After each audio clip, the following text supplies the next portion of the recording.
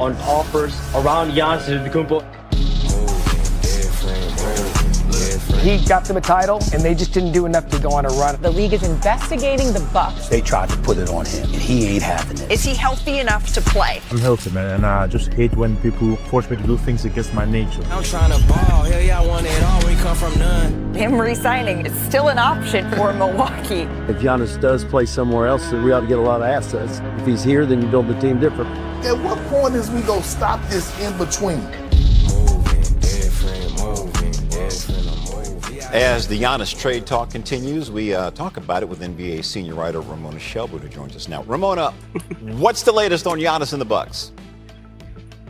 Well, we are all waiting for Tuesday, and the question is whether or not the Bucks stick to their self-imposed statement. That's Jimmy Haslam out there, one of the co-owners of the Bucks, saying the draft is the biggest moment where we want to make a deal. This is where teams have draft picks to put into trades, and we'd like to wrap it up by then. But that's just that's a soft deadline. You know, there's this sense if Milwaukee doesn't get what they want, this could go on longer. But right now, it's really the three teams that you hear most about are the Boston Celtics, Minnesota Timberwolves, and Miami Heat.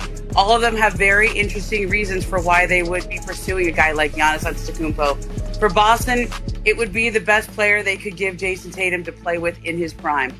For Miami, they pair him with Bam Adebayo. It's a perfect front court pairing, and it's the star they've been needing for a long time. And obviously for Minnesota, that's Ant-Man right there, who's been successful in the playoffs but has not gotten over that hump.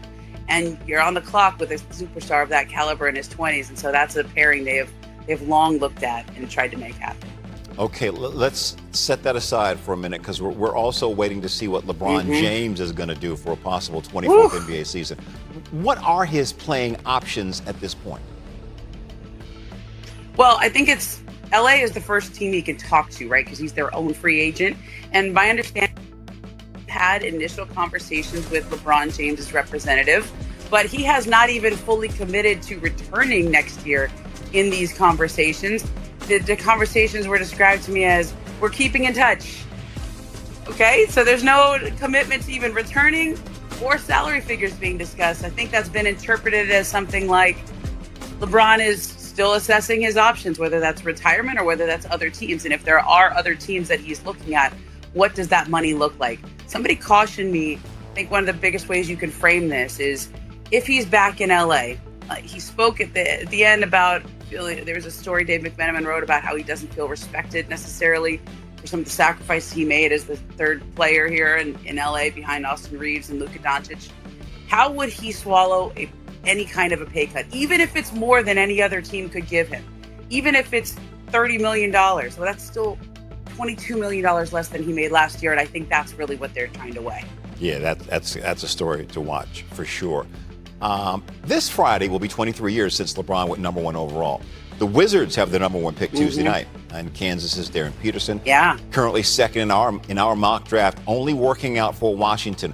What more do you have on his process? Yeah, you know, he's only working out for Washington, but he did meet with Utah Jazz at the NBA Combine in Chicago last month, and I think there's a sense of people in Utah may have taken the idea that he's now working out for them privately some kind of way, but that's really been stressed to me as it's not anything against Utah or Memphis and any of the teams that take after it. It's more a statement that Darren Peterson believes he should go number one overall. That's what he's focused on. He'd be happy to go to the Washington Wizards, and if for some reason they didn't take him, he feels pretty confident that he would not slip past Utah at number 2. All right. Cannot wait for Tuesday to have all of this shake out. Hopefully. We'll see. Fine. You never know. First round of the NBA Top 5 in his most recent mock draft. AJ DeBonsa going with the first overall pick to Washington, followed by Darren Peterson. Number 2 overall to Utah. Then it's Duke's Cam Boozer, UNC's Caleb Wilson, and Illinois' Keaton Wagler rounding out the top 5. You're about to learn something, America, because we got ESPN NBA front office insider Bobby Marks joining the program. Bobby, good morning to you. What are the Wizards weighing here in the top spot?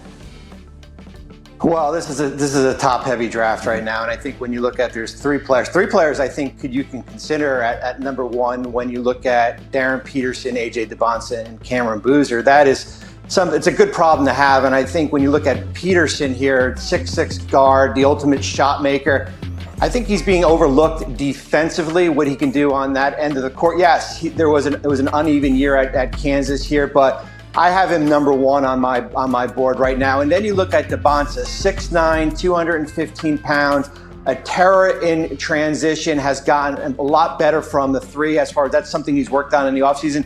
And then Boozer, the most complete offensive player out of the 3 here. 4 assists at Duke, 3-to-1 assist to turnover ratio. A good problem to have if you are the Washington Wizards. It's so freshman loaded, so top heavy, so talent rich this draft.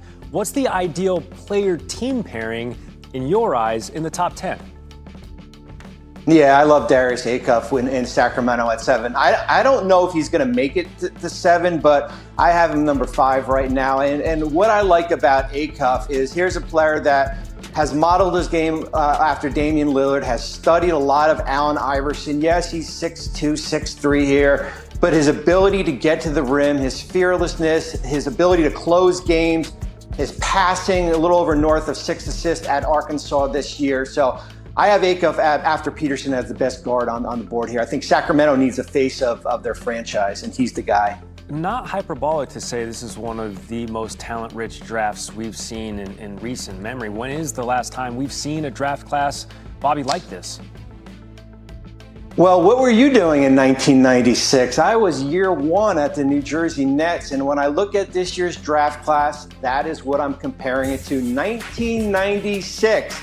Allen Iverson, Stephon Marbury, Ray Allen, Kobe Bryant, Kerry Kittle, Steve Nash. The list goes on as far as a dearth of guards here. It was deep, and I think when you look at this year's draft, certainly Peterson will go in the top 2, but there's going to be a run of guards from 5 to 10. We might see 5 guards go right in a row, and I do look at that draft back in 96 comparable to what we're going to see on Tuesday night. Hall of Famers, MVPs, championships abound in 96. And to answer your question, I was sleeping with a nightlight back in 1996, Bobby Marks. NBA Draft Tuesday on ABC and ESPN. Thank you, Bobby. After the big question is, who will go number 1? Darren Peterson from Kansas or BYU's A.J. Debonsa?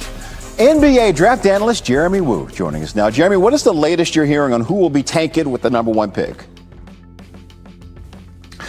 Jay, the Wizards are narrowing down their choice here to 2 players, Darren Peterson and A.J. Debonsa. That was the major news that Shams Charania and I reported this week. Now, the strategy here is interesting. Darren Peterson will only visit the Wizards. He's not planning to go anywhere else. He's putting himself in position to go number 1. He's trying to help the Wizards feel comfortable with him as a candidate after his weird year at Kansas. Now, Debonsa, also very much in the mix. He went to Washington and Utah.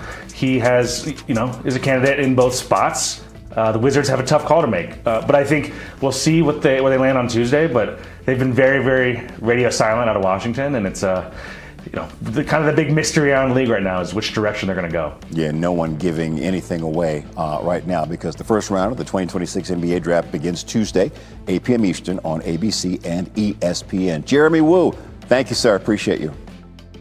All right, our NBA front office insider Bobby Marks joins me now. Okay, Bobby, so the Wizards, they've got the first pick. We know that Trae Young, he's declined that player option with the team. So Washington remains the front runner, though, to sign him.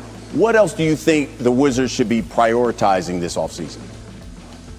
Well, about 2 months from now, there's going to be a decision when it comes to Anthony Davis, who is extension eligible starting on August 6th.